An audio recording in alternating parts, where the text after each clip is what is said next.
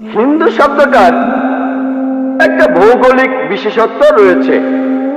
শব্দটা দিয়ে বোঝায় সেই মানুষদের যারা সিন্ধু নদের পাশে থাকে, অথবা সেই মানুষগুলি যাদের দেশের পাশ দিয়ে বয়ে গেছে সিন্ধু নদ।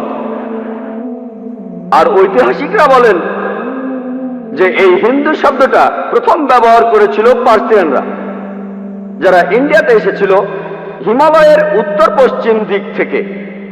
আর ঐতিহাসিকরা আরো বলেন যে এই শব্দটা প্রথম ব্যবহার করেছিল আরবরা ইন্ডিয়ানদের বোঝাতে।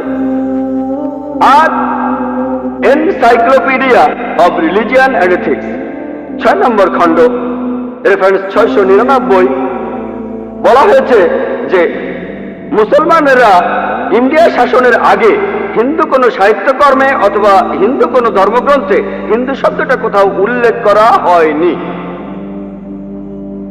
আর পণ্ডিত জওহরলাল নেহরুর মতে তিনি তার বইতে লিখেছেন দ্য ডিসকভারি অফ ইন্ডিয়া পৃষ্ঠা 74 এবং 75, তিনি বলেছেন যে হিন্দু শব্দটা প্রথম ব্যবহার পাওয়া যায় যে উৎস থেকে,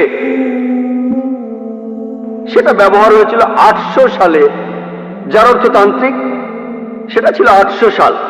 তার মানে একেবারে প্রথমবার যখন হিন্দু শব্দটা ব্যবহার হয় সেটা ছিল 800 খ্রিস্টাব্দ, যার অর্থ তান্ত্রিক।